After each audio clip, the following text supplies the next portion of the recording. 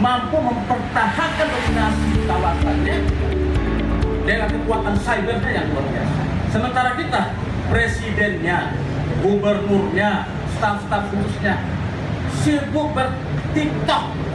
Sementara aplikasi TikTok ini sendiri di Amerika, parlemen sedang menyelidiki sebagai aplikasi mata-mata NRC yang sedang mengintai Amerika. Di Indonesia, presiden menggunakan aplikasi TikTok ini untuk sosialisasi. Sebelum kita lanjut, jangan lupa subscribe dan nyalakan loncengnya. Video ini dipersembahkan oleh Indo Express. Indo Express Fast Handling, Fast Solution. Saya persilakan yang terakhir kepada Bung Haris. Assalamualaikum warahmatullahi wabarakatuh. Pertama saya ingin mengomentari Menteri Ramli. Beliau ini mentor kita sejak tahun 1998. Menurut saya sering sampaikan ke teman-teman aktivis yang sekarang ada di parlemen dan juga ada di kuasa di istana. Seandainya para aktivis ini mengikuti moral politiknya Ridwan Ramli, maka mungkin saja Indonesia ini lebih cepat mengubah. Moral politik Ridwan Ramli itu tidak ada kontradiksi pandangan ketika menjadi oposisi dan di saat berkuasa. Di saat oposisi atau tidak berkuasa, Ridwan Ramli selalu menyampaikan pandangan-pandangan yang betul-betul membela kepentingan rakyat. Di saat berkuasa pun pandangan seperti itu diperjuangkan dan dipertaruhkan di dalam kekuasaan.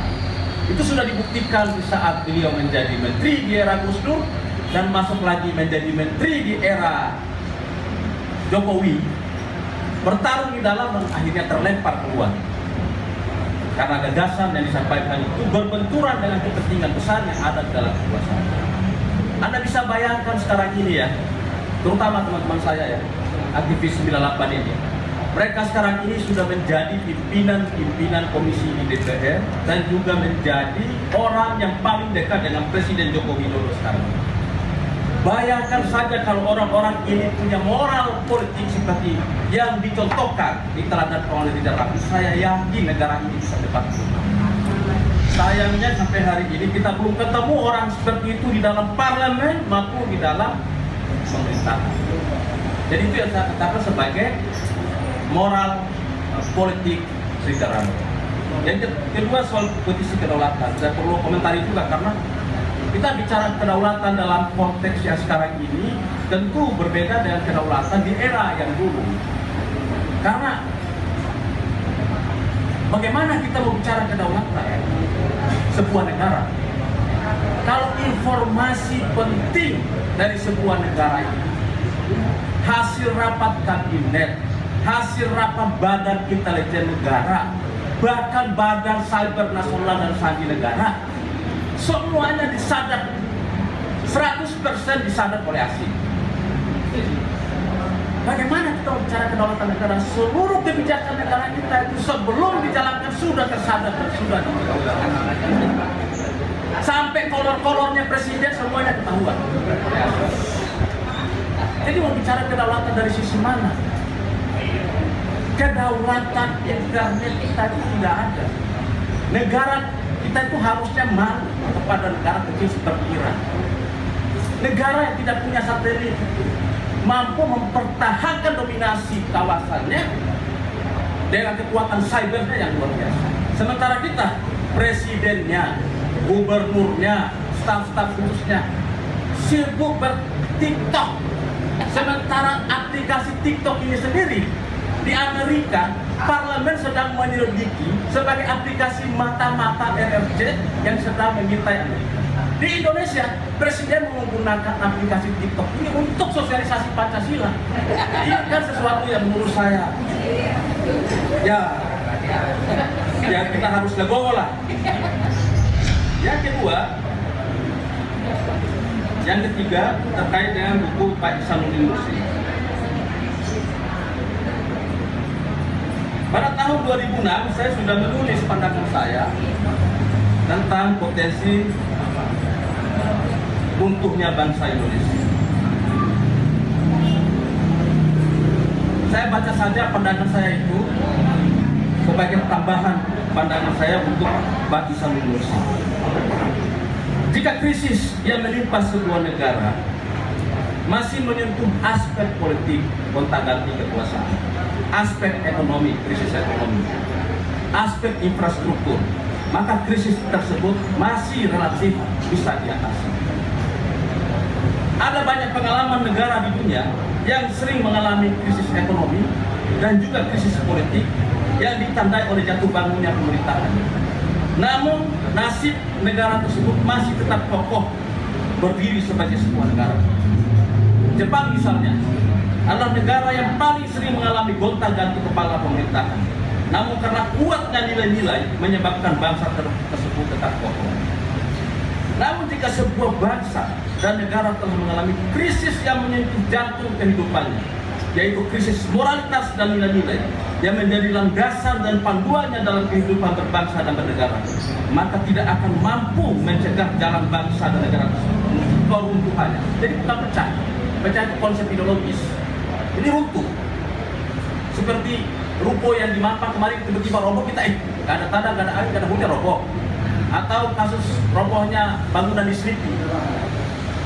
Struktur bangunannya mengalami deformasi, retak, hancur, dimakan rakyat, akhirnya roboh sendiri. Karena nilai-nilainya nggak ada lagi. Perlu menjadi catatan kita. Selain invasi bangsa asing, wabah penyakit, jadi wabah penyakit sudah kita singgung ya, wabah penyakit dan bencana alam yang menjadi penyebab musnahnya sebuah bangsa. Sejarah juga mencatat tenggelamnya sebuah bangsa ke dalam perut bumi juga disebabkan oleh runtuhnya moralitas dan nilai-nilai yang menjadi landasan pedoman dalam bangsa. Jadi sebetulnya yang memayungi, yang menyatukan bangsa kita merdeka tahun 1945 itu bukan karena bagi-bagi duit, bukan karena bagi-bagi jatah, bukan. Karena ada satu nilai yang melandasi, yang membentuk rasa saling percaya antara satu dengan yang lain, antara satu suku dengan suku yang lain.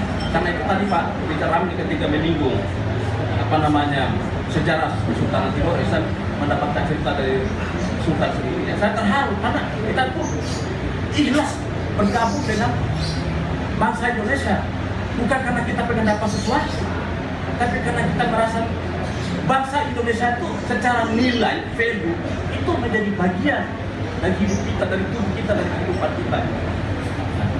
Itu catatan saya untuk Bang Isanuddin Nursi. Yang keempat, saya ingin memberikan catatan terhadap situasi yang berkembang sekarang ini. Saya melihat bahwa apa yang terjadi hari ini adalah satu peperangan senyap, di mana 3 virus menjadi senjata yang dipakai untuk memukul semua negara-negara secara. Peperangan senyap ini, bila kita perhatikan kasusnya di Korea, di RRC,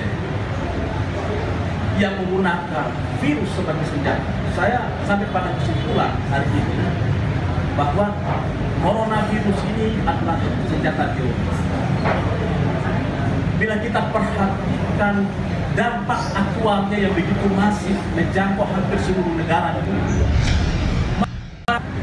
sebetulnya kita sudah bisa memastikan dan menyimpulkan, dan alarm kewaspadaan nasionalnya negara Indonesia itu harusnya sudah berbunyi bahwa yang sedang berlangsung sekarang ini adalah satu peperangan senyap menggunakan diantaranya salah satu adalah virus biologi.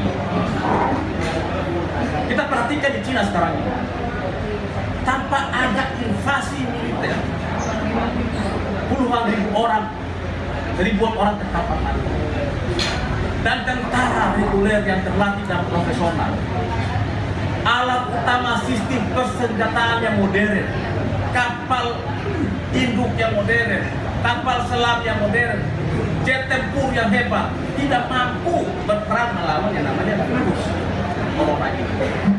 Jadi virus corona ini menurut saya adalah satu senjata ideologi yang memang dipersiapkan bukan negara-negara besar. Hebatnya lagi adalah kita tidak bisa membuktikan siapa negara, organisasi, atau aktor di balik itu.